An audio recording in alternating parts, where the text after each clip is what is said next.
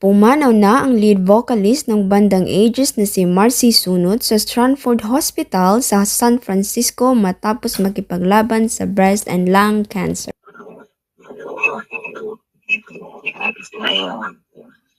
Ay tubig pa lang, ay inflammation. Walang sponsor. Pinagawa na nila ng paraan. So, pag-steroid siya, pinainom sa akin ng doktor para sa inflammation. So, kaya pag-pray na ako dahil please. Pag-pray na ako na matatapos siya sa pagsubok ko.